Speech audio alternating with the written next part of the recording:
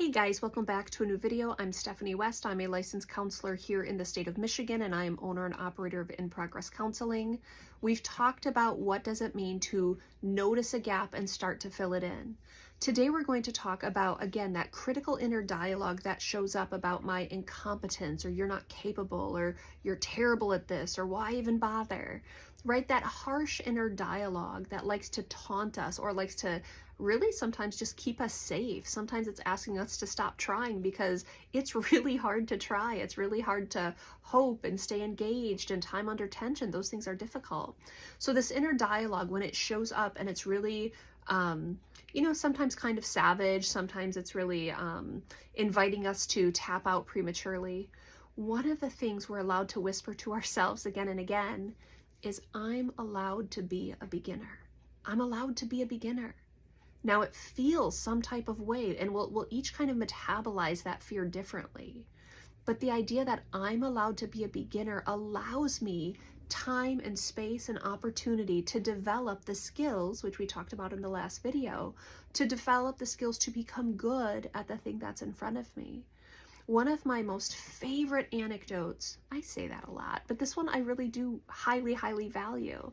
One of my most favorite anecdotes is there's a video I watched a while back where Jordan Peterson is talking about imposter syndrome.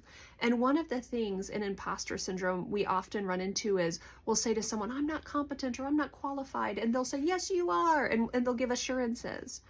But what if we embraced that imposter syndrome is often happening in areas of underdeveloped skills? And so the anecdote that was tied into that imposter syndrome actually maybe being part of our reality, maybe we are imposters, what it means is we're not there, wherever there is for us, that finish line of competence, capable, feel good, I've put in my due repetitions. We're not there yet because you're a beginner. So you're not going to feel like the expert in the room because you're not the expert in the room, right? And so one of the ways to tease that out that's so cool is we know Michael Jordan as, I think it's 5 rings or 6 rings, but tons of championships. And no one's going to argue that he's not qualified, that he wasn't really good at what he did. We're going to honor his legacy as someone who was just a great basketball player. And he's got the championship rings to prove it. And when he was drafted, he showed up in a brand new space and had to do the repetitions to prove that he belonged there. He had done everything to get there. He had done nothing to prove that he belonged there or that he could stay there. And that's okay. And that's why practice after practice, game after game, year after year, he was out there doing the growing pains of taking his beginner abilities into expertise. That's what it looks like. But to get drafted into the NBA and then be like, oh man, I can't believe I'm not the best in the room yet. Well, no, you're surrounded by experts. You've just arrived. Your job is to develop the skills now and to do it again and again and again.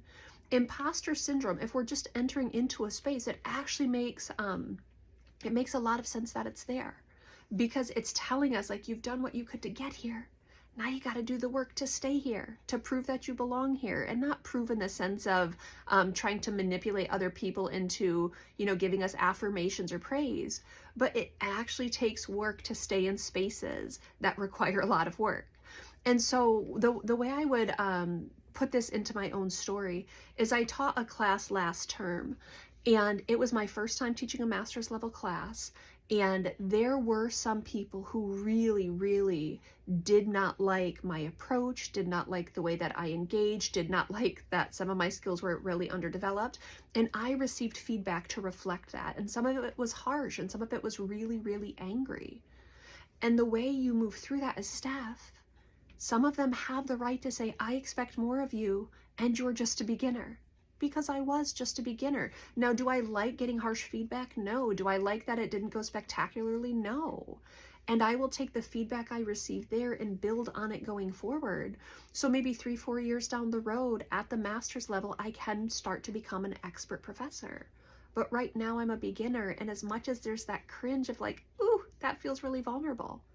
Well, that's because it is vulnerable. So imposter syndrome shows up and says, Steph, you're not good at it yet. And I'm like, ooh, that's actually pretty true, because I'm a beginner. I'm a beginner, I'm a beginner, I'm a beginner. And it's okay to be a beginner. Being a beginner means I've done what I can to get here. Now I have to practice and practice and practice these skills again, and they develop into expertise so that I know that I can stay here. Whatever the here is for you, it's okay to be a beginner. And the goal then is to stay engaged long enough that some of that worries of incompetence falls away, because I just keep showing up and learning the things.